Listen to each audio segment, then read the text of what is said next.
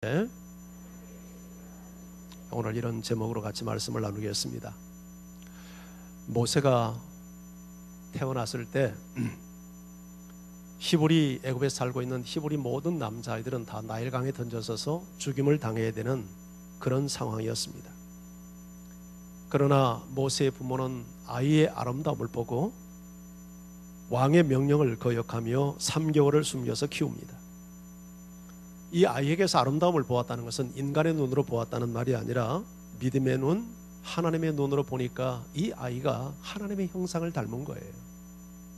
그 아이의 모습 속에서 하나님의 형상을 보면서 이 아이가 너무 사랑스럽고 아름답게 여겨졌던 겁니다. 바로 우리 부모들이 가져야 될 눈이죠. 말썽 피우는데 자녀들의 겉모습만 보지 말고 아이들의 내면 속에 숨겨져 있는 하나님의 형상을 볼 때 우리는 그 아이들을 축복하게 되고 아이들을 향하여 기대하는 믿음을 갖게 될 줄 믿습니다.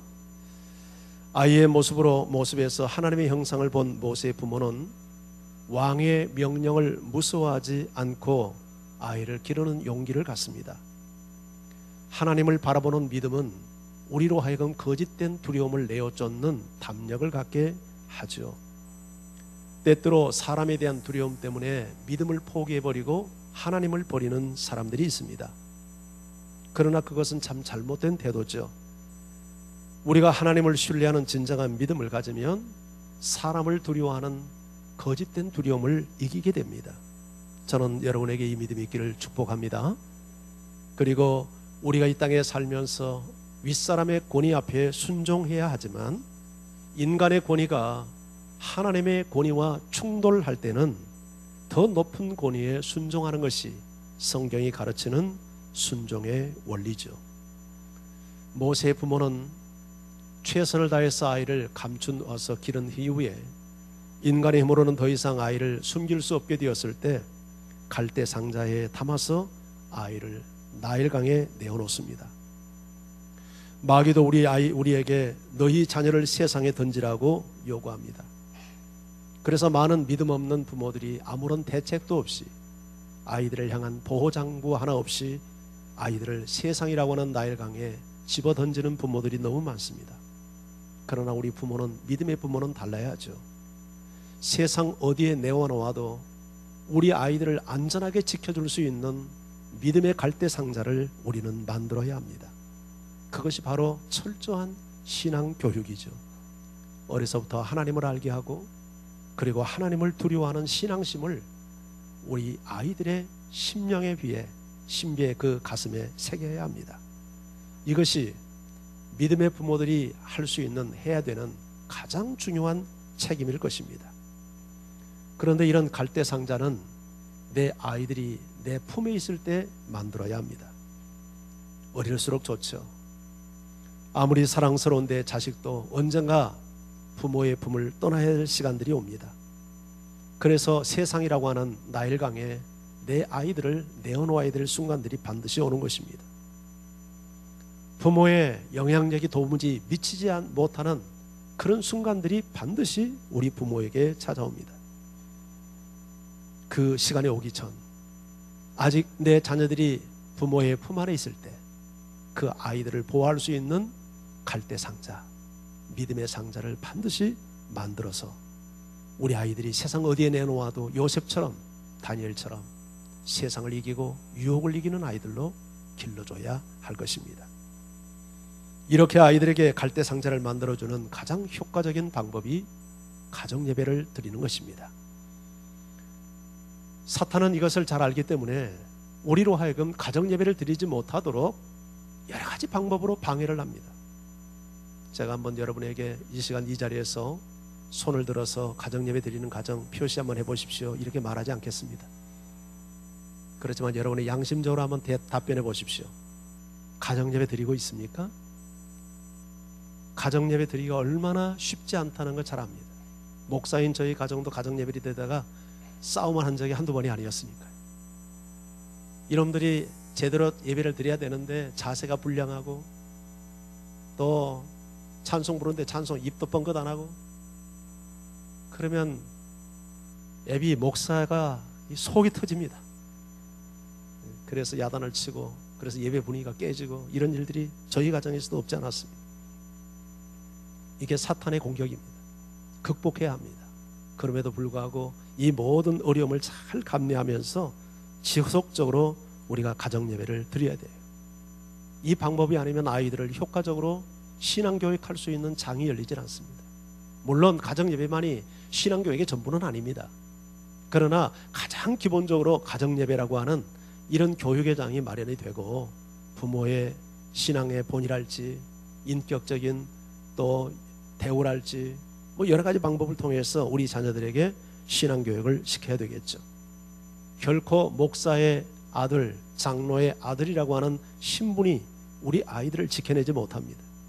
그 아이들에게 구체적인 신앙을 가르치고 헌신해야 합니다.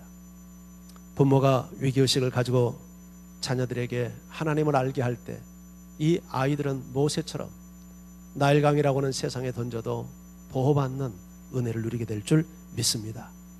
특별히 우리 부모가 가치관이 분명해야 됩니다. 세상 교육에 대해서는 그냥 뒤지면 큰일 나는 줄 알면서도 신앙교육에 대해서는 무관심하는 그런 태도를 보여서는 안 됩니다. 특히 고3을 아이들을 둔 우리 부모는 아이들에게 학교 가고 학원 가지 않으면 큰일 날 줄 알아도 교회에 빠지는 것은 대수롭지 여기는 이런 잘못된 태도를 보여서는 안 됩니다. 할아버지 할머니들 우리 손자 손녀에게 강력한 신앙의 영향력을 행사해서 손자 손녀들이 믿음 안에서 성장해 갈 수 있도록 영향을 끼쳐야 합니다. 특별히 우리 엄마가 너무 중요합니다. 자녀 교육은 부모에게 다 위임된 책임이지만 그래도 엄마가 실제적인 면에서 시간을 아빠보다는 훨씬 더 많이 아이와 보냅니다. 그리고 더 많은 영향을 미치는 게 엄마입니다. 이런 의미에서 우리 엄마가 살아야 됩니다. 엄마가 살아야 돼요. 엄마가 기도하고 엄마가 영적이고 엄마가 아이들에 대한 신앙의 교육의 책임의식을 갖고 그렇게 살아야 돼요. 그런데 요새 엄마들이 경제적인 문제 때문에 자아실현의 문제 때문에 아이들의 교육을 학원과 학교에 팽개치고 전가시키고 직장으로 나간단 말이죠. 오직하면 직장 나가겠습니까마는 그러나 이 방법이 과연 정당한 하나님의 방법인가에 대해서 우리 어린 아이들을 둔 부모들은 심각하게 기도하며 생각해 봐야 합니다. 모세는 나이가 40이 되어서 자기 동족을 생각합니다. 그런데 이것이 어린 시절 친엄마에게 받은 교육의 힘이었어요. 성령께서 어린 시절 유아 시절에 들었던 그 말씀을 싹이 나게 하고 그래서 믿음이 자라게 해서 그와 같은 일을 한 거예요. 특별히 우리 교사들이 무거운 책임의식을 가지고 우리 아이들에게도 정말 복음을 전하고 심고 말씀으로 잘 양육을 해야 할 것입니다. 예, 긴장감을 가지고 내일 우리 교사 교육 전체 합니다마는 영아부에서부터 우리 고등부까지 모든 교사들은 100% 다 나와서 모처럼 하는 이 훈련에 동참하고 도전받고 기도하고 힘을 얻는 그런 시간들이 되기를 바랍니다. 내가 가르치는 이 아이들의 이 속에 미래의 모세가 나오고 미래의 여호수아가 나오고 미래의 바울이 나온다는 이런 믿음을 가지고 우리가 정말 헌신을 해야 합니다. 어른이 되어서 교회를 나오는 사람들도 보면 대부분 어린 시절 교회를 다녔던 경험이 있는 사람들이 어른이 돼서도 나옵니다. 제가 우리 교회에서도 꼭 묻지요. 새로운 신자들이 오면 혹시 교회를 다니는 경험이 있습니까? 그러면 거의 대부분의 사람들이 어린 시절 하다못해 성탄절에 가서 무슨 과자 하나를 얻어먹기 위해서라도 교회를 갔던 경험인들이 다 있어요. 근데 그런 사람들이 교회를 다시 나오는 거예요. 전혀 교회 어린 시절에도 교회를 나갔던 경험이 없는 사람들은 천이 하나 만에 하나입니다. 거의 그래도 어린 시절 중고등학교 시절 교회 가서 신앙의 경험이 있는 사람들이 다시 하나님 앞에 돌아오는 역사들이 있어요. 그래서 우리는 정말 우리의 자녀들의 다음 세대의 문제에 대해서 심각한 위기의식을 가지고 우리가 눈물로 씨를 뿌리는 이런 사역을 감당해야 될 줄 믿습니다. 자, 이렇게 해서 이제 오랜 세월이 흘렀습니다. 모세가 장성했습니다. 오늘 본문은 모세가 장성했을 때의 그 시점을 이야기를 합니다. 자, 11절 12절 말씀을 다시 한번 우리 읽죠. 시작. 모세가 장성한 후에 한 번은 자기 형제들에게 나가서 그들이 고되게 노동하는 것을 보더니 어떤 애굽 사람이 한 히브리 사람 곧 자기 형제를 치는 것을 본지라. 좌우를 살펴 사람이 없음을 보고 그 애굽 사람을 쳐 죽여 모래 속에 감추니라. 아멘.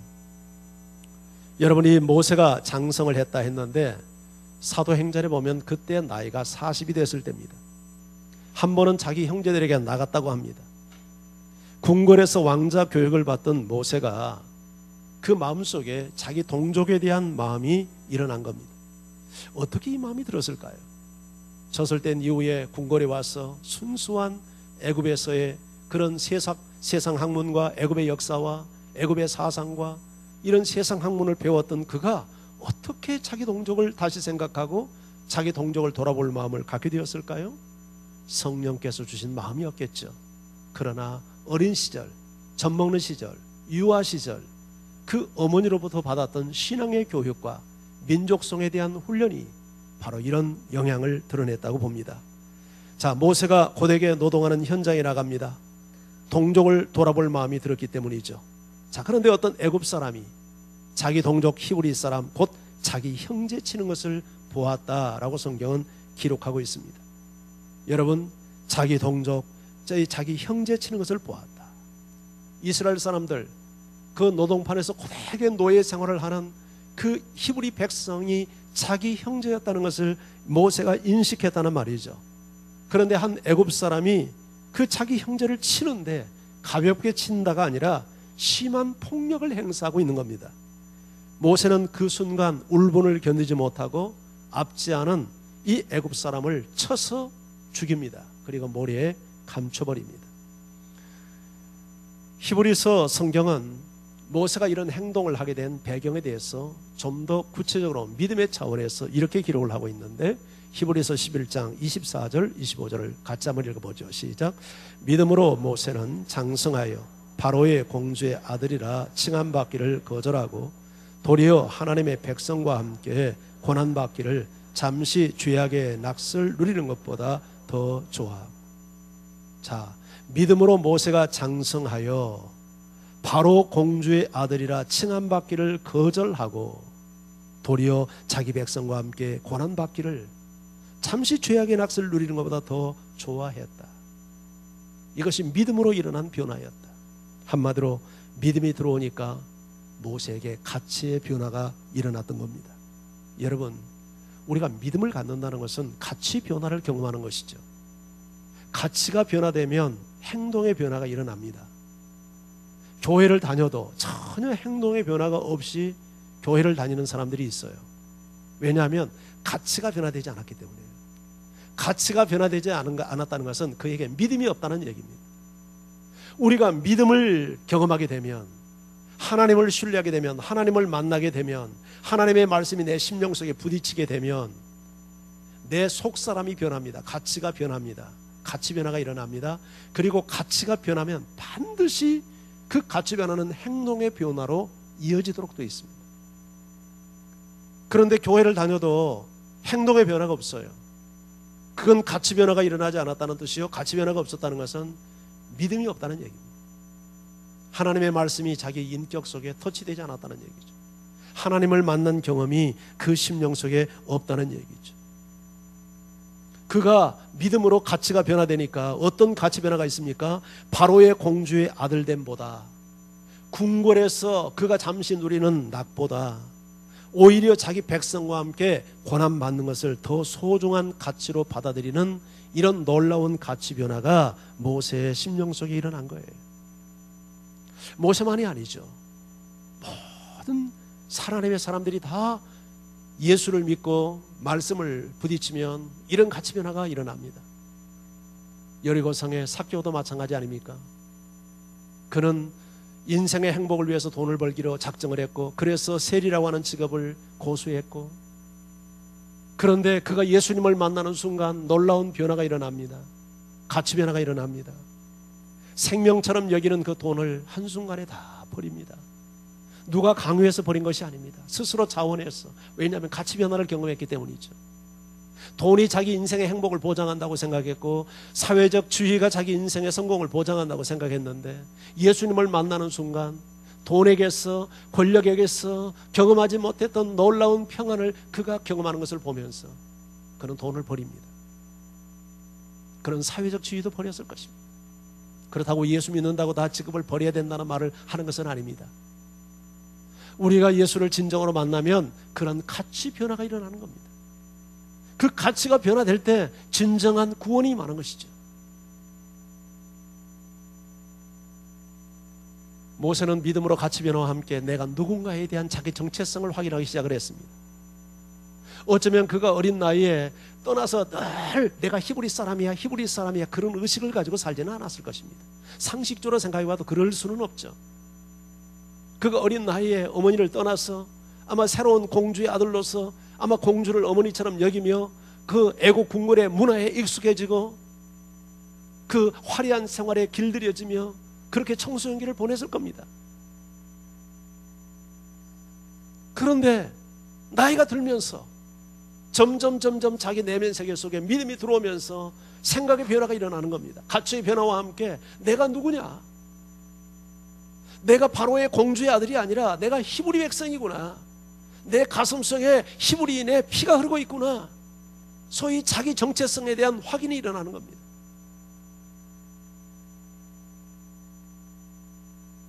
사람이 사명을 위해서 살려면 내가 누구인지를 알아야 됩니다. 내가 누군지를 알아야 내 삶을 어떤 방향과 목표를 위해서 드리게 되지. 내가 누군지를 모르면 못 사는 거예요. 여러분, 내가 그리스도인인 것을 모르면, 내가 예수님의 제자인 것을 모르면, 내가 하나님의 부름받은 사명자인 것을 인식하지 못하면 어떻게 주님을 위해서 살겠습니까? 내가 누구인지를 아니까 바로의 궁궐에서 그 화려한 생활이 자기에게 편안함이 되고 행복의 조건이 아니라 바늘방석이 되고 오히려 마음이 불편해지고 자기의 동족들은 저 밖에서 고통받고 있는데 자기 혼자 누리니까 자기가 이단자가 되는 것 같고 이런 마음의 고통을 모세가 겪지 않았겠습니까? 그 순간 내가 이렇게 살 일이 아니구나. 여기에서 하나님의 부르심이 일어나는 거죠. 내가 내 동족과 함께 고통받는 것을 차라리 내가 선택해야 되겠다 하는 그 내면의 소리를 계속해서 이 모세가 듣게 된 겁니다. 그래서 자기 동족을 구하고자 하는 마음으로 또 고통받는 그 현장에 시찰을 나가게 된 거예요. 물론 공주 아들의 신분으로서 자기 동족을 구한다는 것이 그렇게 수월한 문제는 아니었을 것입니다. 자칫 잘못하다가는 자기가 누리고 있는 이 신분과 그것도 다 상실하게 되는 위험성이 그에게 있다는 것을 그가 모르지 않았을 것입니다. 그러나 믿음이 들어오니까, 내가 하나님의 백성이라는 사실이 인식되니까 그렇게 자기 혼자만 안위를 누리며 살 수가 없는 겁니다. 마음이 불편해서 견딜 수가 없는 거죠.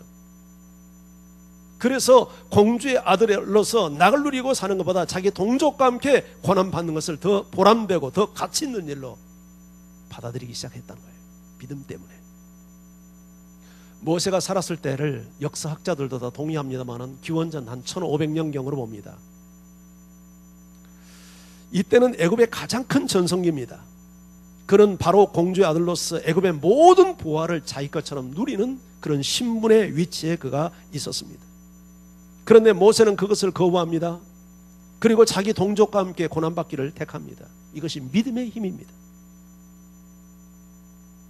그리고 이런 믿음은 놀랍게도 어린 시절 어머니를 통해서 젖 먹는 시절, 유아 시절 들었던 그 교육의 힘이 때가 되니까 성령께서 조명해 주시니까 빛을 비추니까 싹이 나서 열매로 이어진 겁니다. 히브리서 11장 26절은 계속해서 이렇게 기록하고 있습니다. 같이 읽어보죠. 시작. 그리스도를 위하여 받는 수모를 애굽의 모든 보화보다 더 큰 재물로 여겼으니 이는 상 주심을 바라봄이라. 놀랍게도 모세의 믿음 속에 무슨 믿음이 있었냐면 메시아에 대한 믿음이 있었던 거예요. 그리스도를 위해서 받는 수모를 애굽의 모든 보화보다 더 큰 재물로 여겼으니. 할렐루야. 여러분에게도 이 믿음이 있기를 주의 이름으로 축원합니다. 내가 주님을 위해서 받는 수모라면, 내가 주님을 위해서 당하는 희생이라면, 내가 주님 때문에 치러야 될 나의 헌신이 요구된다면 그 가치를 애굽의 모든 보화보다 더 큰 재물로 여기는 이런 믿음, 이것이 믿음의 사람들이 가져야 될 진정한 우리의 고백이요 가치 기준이 되야 될 줄 믿습니다. 그런데 바로 이 모세가 그리스도를 위해서 수모를 당하는 이 모든 것, 어떻게 보면 왕자의 그 지위도 잃을 수 있는, 그것을 오히려 애굽의 모든 보화보다 더 큰 재물로 여길 수 있었던 그 근거가 상주심을 바라봄이라 그랬어요. 상주심을. 이 세상에서는 내가 불이익을 당할지 모르고 세상의 화려한 주의를 상실할지 모르지만 하나님은 나에게 이것과는 비교할 수 없는 애굽의 모든 보화보다 더 가치 있고 값어치 있는 그런 상을 나에게 예비해 주신다는 믿음을 가졌다는 거예요. 할렐루야. 성경에 보면 위대한 삶을 살았던 많은 사람들이 상주심을 바라보고 하나님을 쫓습니다. 이런 사람들이 주님을 위해서 희생도 하고 헌신도 하고 물질도 내놓고 몸도 드리고 심지어 순교의 제물이 되기도 하지 않습니까? 하나님께서 나에게 상주심을 바라지 않는다면 어떻게 이런 행위를 하겠어요? 믿음의 본질이 뭡니까? 믿음의 장 히브리서 11장 6절에서 믿음은 하나님이 살아계신 것을 믿는 것이요 그를 찾는 자들에게 상 주시는 이심을 믿는 것이라. 믿음을 그렇게 정의하고 있지 않습니까? 우리가 가장 기본적으로 가져야 될 믿음의 고백이 하나님은 살아계신다. 그런데 그 하나님은 하나님을 찾고 믿음대로 사는 자에게 상을 주시는 분이다. 이런 믿음이 여러분에게도 있기를 축복합니다. 자, 그렇게 해서 이제 자기 동족과 함께 고난받기 위한 각오를 가지고 현장에 나가서 보니까 너무나도 억울하게 고통받는 자기 동족의 모습을 보면서 울분을 참지 못하고 애굽 사람 좌우에 사람이 없는 것을 보고 쳐서 죽였어. 그런데 그건 하나님의 방법이 아니었어. 어쩌면 모세가 동족을 위해서 애굽인을 쳐서 죽이고 궁정으로 돌아올 때 만족스러운 만면의 미소를 가슴에 품고 돌아왔을 가능성이 있습니다. 어쩌면 내가 그동안에 살았던 내 삶 중에 가장 오늘 의미 있고 보람된 날이었어. 정말 비로소 내가 믿음의 사람으로서 내 동족을 위해서 뭔가 의미 있는 일을 했어. 아마 이런 마음에 아마 그런 자신감을 가지고 돌아왔을 가능성이 있어. 그리고 그 다음 날도 그런 마음을 가지고 또 현장에 또 나갑니다. 그런데 이번에는 같은 히브리인들끼리 동족 형제들끼리 싸우고 있는 거예요. 그래서 모세가 또 끼어듭니다. 더 잘못한 사람에게 야단을 칩니다. 자네는 서로 형제끼리 이렇게 싸워서 되겠는가 하고 야단을 칩니다. 그런데 의외의 반응이 일어나죠. 오늘 14절 말씀을 같이 한번 읽어보죠. 자, 함께 읽습니다. 시작. 그가 이르되 누가 너를 우리를 다스리는 자와 재판관으로 삼았느냐? 내가 애굽 사람을 죽인 것처럼 나도 죽이려느냐? 모세가 두려워하여 이르되 일이 탈로 되었도다.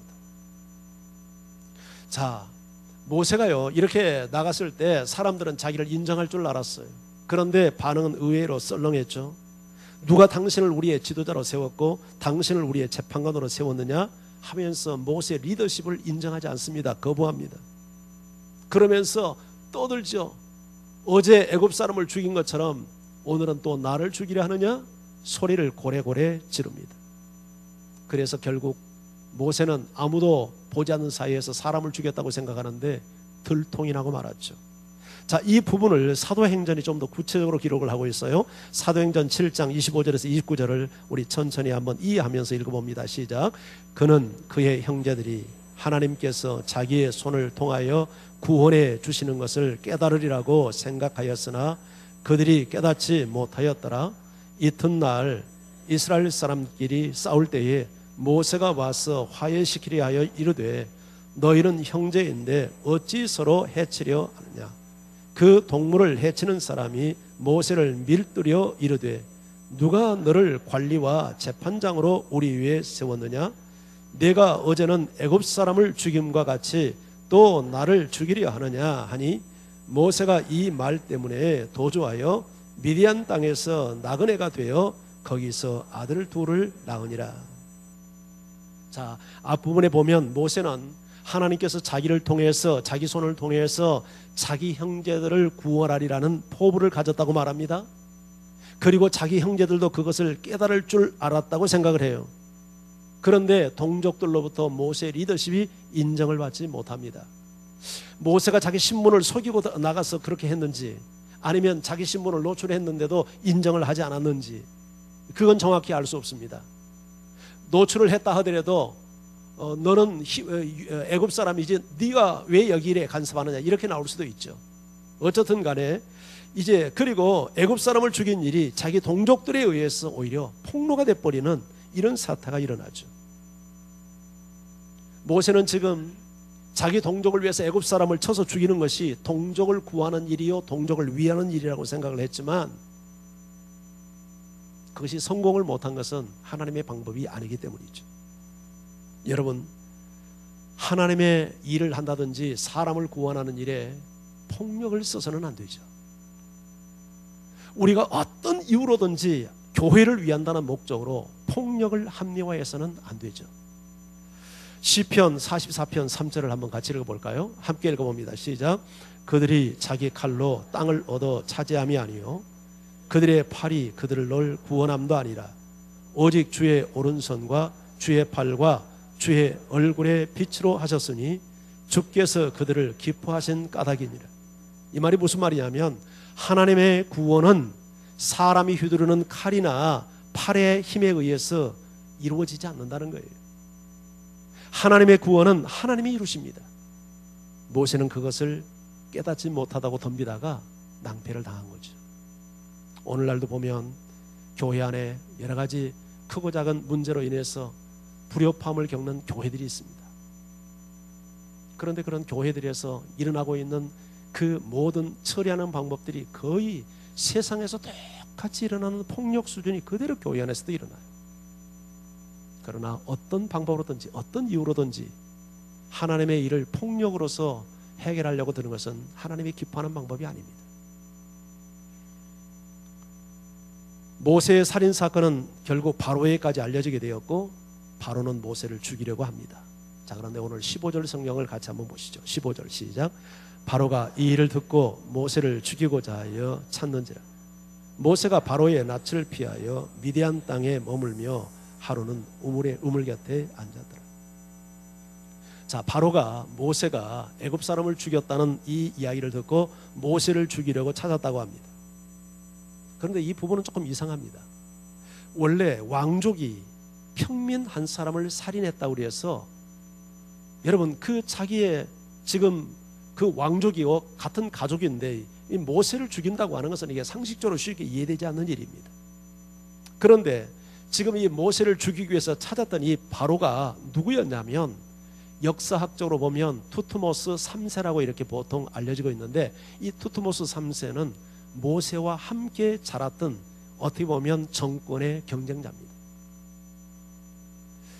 우리가 그 영화에서도 나옵니다만 이 부분이 그 최근에 만들어진 그 출애굽이라고 하는 그 영화에서도 이 부분이 다뤄졌었는데 이 모세와 이 바로 투트모스 3세는 이 같은 나이 또래입니다.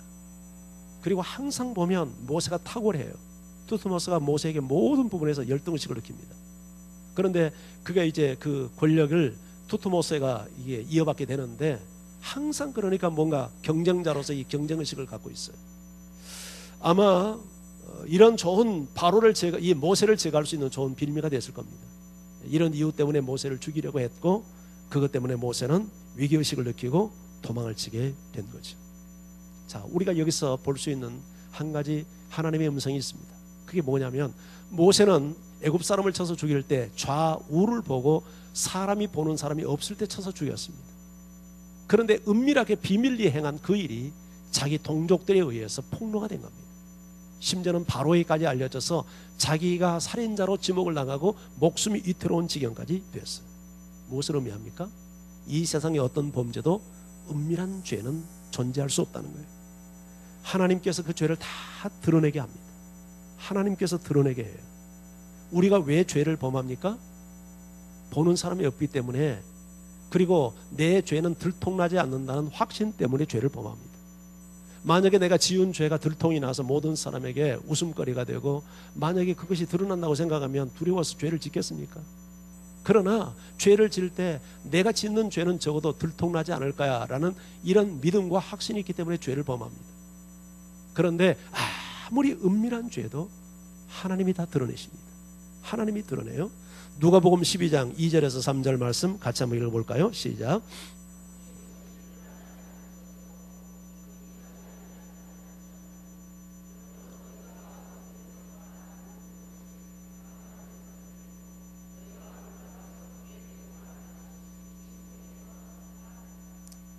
감추인 것이 드러나지 않을 것이 없고 숨긴 것이 알려지지 않을 것이 없답니다.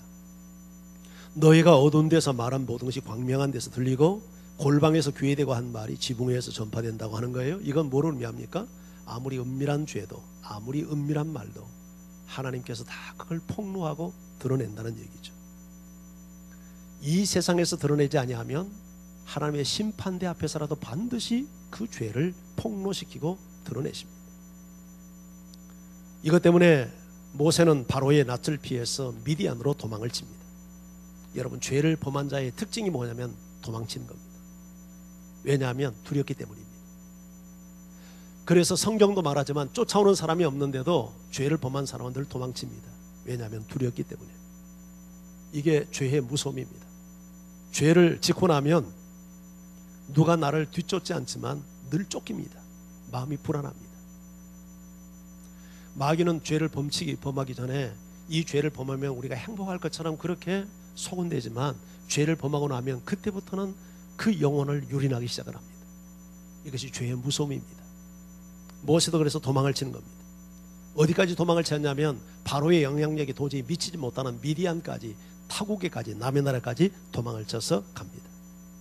그리고 거기에 도착해서 어느 하루는 우물가에 앉아 있는데 거기 일종의 한 여러 명의 여자 이런 처녀들이 양떼를 끌고 오는데 그 처녀가 누구냐면 미디안 제사장의 딸들이었습니다. 그 당시에는 여자 처녀들도 들에서 양을 치는 그런 상황이었어요. 그런데 이 처녀들이 와서 이제 그 우물을 길러서 그 위에 물을 붓고 양떼에 물을 먹이려고 하는데 남자 목자들이 오더니 이 여자 목동들을 전부 다 내쫓아버리는 거예요. 그런데 그 광경을 누가 봤습니까? 모세가 보고는 남자들이 행패를 부리지 못하도록 여자들을 막고 그 양떼들에게 물을 길러서 그 여자 목동들이 데리고 온 양떼들에게 물을 마시게 합니다.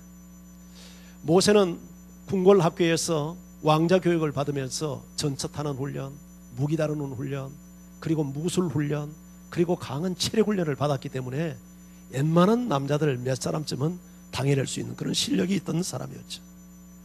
그리고 여기에서 모세의 구원자적인 성품을 봅니다. 자신도 지금 쫓기고 있는 상황이지만 고통받는 사람들을 보면서 모른 척하지 않죠. 그야말로 남자다운 남자 아닙니까? 이런 남자들이 되기를 주의 이름으로 축원합니다. 이런 남자들이 되시기를 바랍니다. 자, 이 남자 목동들 보십시오.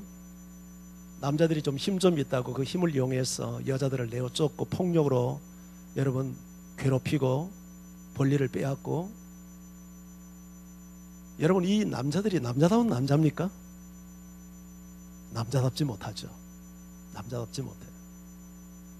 기독교 문화가 들어간 유럽이나 서구 사회에서는 남자들이 상당히 보면 이런 훈련을 많이 받는다고 합니다. 절대 약한 여성들을 보호하는, 그래서 길을 가도 차도 쪽에 남자가 걷지 여자를 위험한 곳에 두지 않는 거죠. 이게 사실은 기독교 정신이죠. 그런데 이 나쁜 남자들 보십시오. 힘이 있다고 여성들을 내어 쫓고 전부 다 물 마시지 못하게 만들고 그렇게 비열한 행동을 합니다. 우리 예수 믿는 남자들은 이런 면에서도 세상 사람들에게 본이 되어야 될 줄 믿습니다. 우리 남성들은 힘을 이용해서 연약한 여성들을 폭력으로 다루고 그렇게 하면 안 돼요. 하나님이 기뻐하지 않습니다. 혹시 집에서라도 아내에게 폭력을 쓰는 남성들이 있으면 회개하세요. 언어폭력, 물리적 폭력 절대 쓰면 안 돼요. 그건 남자답지 못한 남자예요. 하나님이 기뻐하지 않습니다. 그리고 여기 미디안 제사장이 나오는데 이 미디안 족속들이 어떤 족속이냐면 창세기 우리가 25장 2절 말씀, 그리고 역대상 1장 32절을 참조해 보면 미디안이라는 이름이 누구 이름이냐면 아브라함의 후처 구드라가 낳은 여러 명의 아들이 나오는데 그 중에 한 아들의 이름이 미디안입니다. 그런데 이삭이 태어났잖아요. 이삭이 태어났죠. 이제 후처는 그 다음에 생기고. 그래서 아브라함이 죽기 전에 일종의 재산 분배를 한 다음에 이 후처에서 나는 아이들을 전부 다 동방으로 가서 동쪽으로 가서 살도록 내어줬습니다. 그래서 동쪽으로 가요. 그 중에 미디안도 있었어요. 그래서 이 미디안 족속들이 지금으로 말하면 사우디아라비아 그 반도나 그리고 지금 그 시나이 반도 그쪽에 흩어져서 살았습니다. 그리고 이 그 장인이 이름이 이제 여기 우리 창세기는 누엘로 나오는데 출애굽기에 가서 보면 또 이드로로 나와요. 이름이 굉장히 많습니다. 그리고 이 사람을 겐 사람 그렇게 하는데 이 겐이라고 하는 것은 이 학자들이 연구해 본 바에 의하면 이건 족속의 이름이 아니고 겐이라고 하는 일종의 이 겐은 뭐냐면 구리세공업을 의미한답니다. 구리생업. 그런데 이 고고학적인 자료로도 근거가 됐는데 지금 미디안 족속들이 살았던 그 지역에 구리 생산량이 굉장히 많았고 그 당시에 구리 서로 무역도 했던 기록이 있다고 합니다. 그러니까 겐 사람 이드로, 이 겐 사람이라고 한 것은 구리 세공업을 했고 구리 무역업을 했던 사람이라 하는 그런 뜻이라고 합니다. 이게 족속의 이름이 아니라.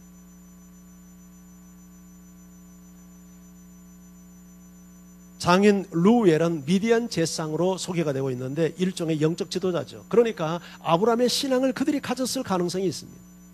아브라함의 후손들이니까 아브라함의 믿음을 그들도 갖고 있었을 가능성이 있어요. 물론 모세와 같이 이렇게 이제 서로 계시를 받은 모세와 같은 그런 정통 믿음에서는 약간 빗나갈 수 있지만 그들도 하나님을 믿는 믿음을 갖고 있을 수 있는 가능성이 있어요. 자, 아버지는 딸들에게 묻습니다. 평소보다 일찍 집에 들어오는 것을 보고 너희가 어찌한 일로 이렇게 일찍 들어왔느냐? 이렇게 물었더니 한 애굽 사람이 우리에게 여차여차해서 이렇게 도와서 일찍 물을 먹이게 되었노라고. 그랬더니 아버지가 말하죠. 20절 성경 같이 읽어봅니다. 시작. 그 사람이 어디 있느냐? 너희가 어찌하여 그 사람을 버려두고 왔느냐? 그를 청하여 음식을 대접하라 하였더라. 어찌 그렇게 너희에게 은혜를 베푼 사람을 담례도 하지 않고 그냥 왔느냐? 그 사람을 빨리 가서 초청해서 식사 대접을 해라. 은혜 베푼 사람에게 감사의 담례를 하라는 거죠. 자, 그렇게 해서 모세가 그 집에 초대받아 오게 됩니다. 자, 21절 22절을 또 읽습니다. 시작. 모세가 그와 동거하기를 기뻐하며 그가 그의 딸 십보라를 모세에게 주었더니 그가 아들을 낳음에 모세가 그 이름을 게르솜이라 하여 이르되 내가 타국에서 나그네가 되었음이라 하였더라. 자, 모세는 그 집에 들어와서 자신의 아마 자초지종 상황 이야기를 했을 겁니다. 그래서 그 집에 같이 동거하기를 원했고 사람이 쓸만하니까 그 장인이 십보라 그 딸을 주어서 사위로 삼습니다. 그리고 아들을 낳았는데 큰 아들의 이름이 게르솜, 나그네라는 뜻입니다. 모세는 그렇게 미디안 제사장의 대릴사이가 되어서 장인의 양을 치며 몇 년을 보내죠? 40년이라는 긴 세월을 보냅니다. 어떻게 보면 모세에게 있어서 참 모든 것을 상실하는 젊음도 잃고 기계도 잃고 꿈도 상실하는 그런 낭비의 세월 40년이었습니다. 그런데 그 40년이 결코 모세에게 있어서 그렇게 쓸모없는 낭비하는 허비의 시간만은 결코 아니었습니다. 왜냐하면 이 시간, 이 40년의 광야 생활을 통해서 모세는 진정한 하나님의 사람으로 거듭나는 준비되는 그런 훈련의 귀였기 때문입니다. 여러분, 하나님께서 사람을 쓰십니다. 그런데 어떤 사람을 쓰냐면 준비된 사람을 씁니다. 그래서 준비되지 않으면 반드시 준비를 시켜요. 이게 모세 생애를 봐도 철저하게 하나님께서 모세를 준비시키는데 세 가지 단계로 준비를 시킵니다. 그 첫 번째 단계는 유아 단계의 신앙 훈련을 시켜요. 자기 친어머니를 통해서 철저한 하나님을 알게 하는 신앙 교육, 그리고 민족 교육, 그리고 모국어를 배우는 히브리어 교육, 이 세 가지 훈련을 젖먹는 시절에 배우게 합니다. 이것이 훗날 다 하나님을 위해서 쓰여지지 않습니까? 어렸을 때 그가 어머니로부터 받았던 신앙 훈련, 그것이 성령께서 조명하니까 믿음의 싹을 틔워서 자라고 민족 훈련을 시켜서 히브리 백성으로서 자기 그 히브리 백성들을 이 자기 형제로 알고, 그리고 히브리어를 그가 어머니를 통해서 배웠기 때문에 훗날 성경을 기록하는데도 히브리어로 성경을 기록하게 하는 그런 놀라운 자료가 준비됐단 말이죠. 두 번째 훈련은 궁중 훈련인데 여기서 지도자가 될 수 있는 리더십 훈련을 받는 거죠. 이게 세상에서 최고의 학문을 공부하지 않았습니까? 사도행전 7장에도 소개하지만 모세가 애굽의 모든 학문과 지혜를 다 통달했습니다. 리더십 훈련을 받습니다. 그래서 이 이스라엘 백성들을 광야에서 인도하는 그런 리더십을 발휘하는 그런 사회적 훈련을 그가 공중에서 받는 거예요. 그리고 마지막 세 번째 단계가 광야 훈련인데, 이 광야 훈련에서 두 가지 훈련을 받습니다. 첫 번째는 이 40년 동안 장인의 양떼를 몰고 다니면서 저 다니지 않는 곳이 없었을 거예요. 40년을 배회했으니까 여러분 웬만한 그 시나이 반도 구석구석을 아마 손금 보듯이 다 이해를 했을 겁니다. 그런데 그것이 훗날 40년 동안 그 시나이 반도 그 광야에서 이스라엘 백성들을 인도하는데 그게 전부 다 현지 답사하는 시간이었잖아요. 할렐루야. 그러니까 우리가 경험하는 모든 것, 그 어느 것 하나도 실패처럼 보이고 낭비처럼 보이는 시간도 의미 없는 게 없어요. 다 그게 하나님의 섭리 안에서는 유익하게 쓰여져요. 그래서 오늘 내가 내 인생 이거 낭비하는 것 아니야? 그렇지 않습니다. 우리 청년들이 군대 가서 2년 3년 이렇게 썩고 온다고 생각을 하는데, 여러분 군 생활도 절대 이게 낭비가 아닙니다. 저는 사회생활을 해본 게 군 생활이 처음이었어요. 그런데 이 군 생활이 저에게 주는 이게 유익이 얼마나 컸는지 모릅니다. 군 생활을 통해서 세상을 알고 사회를 알고, 또 군대 가서 정말 제가 많이 배웠습니다. 군대 가서 얼마나 많은 것을 배웠어요. 행정도 제가 군대에서 행정병을 하면서 군대에서 행정을 배우고요, 많은 것을 군대를 통해서 배웠습니다. 거기서 또 예수님도 새롭게 만나고요, 거기서 내가 소명도 받고요. 이 군대가 말이죠, 절대 낭비하는 장소가 아니었어요. 여러분 낭비라고 생각하지 마세요. 자, 뿐만 아니라 여기서 가장 중요한 훈련을 또 하나 받는데, 그게 뭐냐면 성품 훈련입니다. 성품 훈련. 성품 훈련. 젊었을 때 여러분 혈기방자했죠. 주먹을 휘둘렀죠. 사람을 죽였죠. 그러나 그렇게 하나님의 일을 하는 게 아니죠. 하나님의 사람에게 요구되는 것은 자기 힘으로 하나님의 일을 할 수 있는 게 아니에요. 그래서 하나님의 일을 하는 사람에게 요구되는 조건이 뭐냐면 철저한 자기 부인입니다. 자기 부인. 자기가 죽어야 돼요. 그래야 하나님의 일을 할 수 있어요. 민수기 12장 3절은 모세에 대해서 그의 온유함이 온 지면의 모든 사람보다 승하였다. 얼마나 모세가 온유한 사람이 되고 겸손한 사람이 되고 자기를 부인하는 사람이 됐는 거 아니? 40년 이 정말 길고 긴 세월 동안에서 철저하게 깨지고 부셔지고, 그래서 자기를 완전히 내려놓는 훈련을 시켰단 말이죠. 우리가 하나님 앞에 쓰임받고 여러분들이 리더십으로서 쓰임받기를 원하면 이 훈련 반드시 받아야 돼요. 하나님의 일을 하면서 자기를 주장하고 자기를 과시하고 혈기를 부리고 그렇게 하나님의 일을 해서는 안 돼요. 자기가 죽어야 돼요. 철저하게 깨어져야 돼요. 예. 이 지도자가 돼서 화나 버럭버럭 내고 말이죠, 혈기나 부리고 하면 사람들을 인도할 수 있겠습니까? 사람들이 따를 수 있겠습니까? 온유해야죠. 철저하게 길들여져야죠. 자기는 사라지고 예수님만 드러나는 이런 사람이 돼야죠. 할렐루야. 이 훈련을 받아서, 이 훈련. 왜냐하면 하나님의 이런 내용으로 하는 게 아니니까. 이런 사람, 이런 모세를 하나님께서 쓰시죠. 그래서 40에 팔팔한 모세가 아니라 80이 된 가진 것이 아무것도 없는 그런 모세를 하나님이 들어 쓰시는 겁니다. 자, 한편, 자, 이제 모세가 그렇게 훈련받고 있을 때, 훈련이 거의가 끝나갈 무렵에 이스라엘 백성들의 상황을 23절에서 소개하죠. 자, 23절 읽어봅니다. 시작.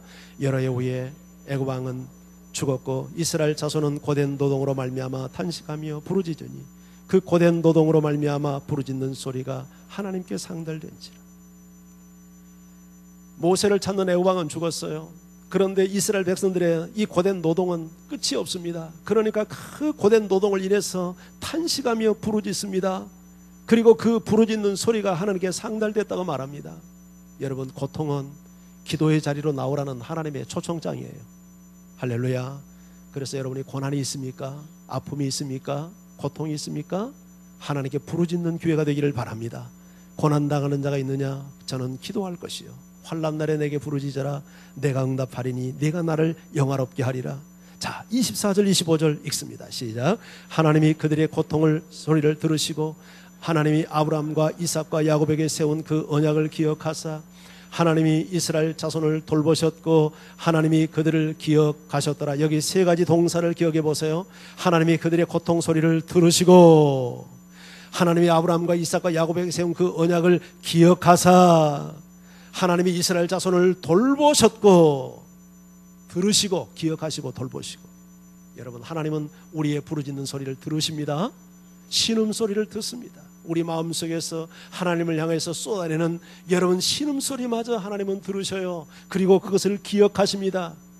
하나님께서 기억하시고 하나님께서 돌보셔요. 여기서 기억한다는 말은 하나님이 잊고 있다가 그랬구나, 내가 이 부르짖는 소리를 듣고 그 아브라함과 이삭과 야곱에게 세운 그 언약을 기억했다고 그랬는데 하나님이 건망증이 있어서 다 잊고 있다가 그 사람들이 부르짖으니까 내가 그때 약속을 했었지, 그렇게 기억한다는 말이 아니죠. 이것은 우리의 기도를 통해서 하나님께서 기도를 응답하는 조건이 되게 한다, 그런 뜻이에요. 그래서 우리가 기도해야 돼요. 할렐루야. 너희가 얻지 못하면 구하지 아니함 때문이요 구하여도 얻지 못하면 정욕으로 쓰려고 잘못 구함이라. 우리가 기도를 통해서 하나님이 왜 응답을 할까요? 기도하지 않아도 하나님이 우리 형편과 처지를 다 아는데 왜 기도하게 하실까요? 그래야 이 모든 것이 하나님이 허락하신 거구나, 그래야 그 믿음이 생길 거 아니에요. 기도하지 않아도 하나님이 알아서 주시면 하나님의 존재를 인식이나 하고 그가 하나님 인정이나 하겠습니까? 그러나 내가 기도할 때 하나님이 주시니까 하나님은 살아계시구나, 하나님은 내 기도에 응답하시는구나, 이것이 하나님의 선물이었구나. 우리의 믿음을 위해서, 우리의 관계를 위해서 하나님께서 기도할 때 준단 말이죠. 할렐루야. 기도하는 여러분 되기를 바랍니다. 우리가 주야로 기도하세요. 그래야 하나님께 우리가 받을 수 있습니다. 자, 오늘 말씀을 한번 정리해 봅니다. 하나님께서 모세를 들어 쓰십니다. 하나님께서 일하시는 방법은 사람입니다. 그러나 그냥 사용하지 않습니다. 반드시 철저하게 준비시킵니다. 모세는 큰 인물입니다. 구약에서 가장 강력한 지도자였습니다. 그만큼 철저하게 하나님은 훈련시킵니다. 어린 시절 그 부모를 통해서 철저한 신앙 훈련을 시킵니다. 민족 훈련을 시킵니다. 언어 훈련을 시킵니다. 궁중에 보내서 그가 사회적인 세상 실력도 기르게 만듭니다. 세상의 학문도 공부하게 만듭니다. 리더십도 훈련하게 만듭니다. 지도력도 훈련받게 만듭니다. 그러나 그것이 전부가 아니었습니다. 광야에 보내서 처절할 정도로 긴 세월 동안 처절하게 성품 훈련을 시킵니다. 온유한 사람으로 만듭니다. 왜냐하면 하나님의 일은 내 힘으로 하는 게 아니니까요. 자기를 부인해야 할 줄 아는 사람만이 하나님 앞에 쓰임받을 수 있기 때문이죠. 여러분, 오늘도 이런 모세 쓰임받는 모습을 보면서 하나님, 우리도 이와 같이 쓰임받기를 원합니다. 이것이 여러분의 소원이 되고 기도 제목이 되기를 주의 이름으로 축원합니다.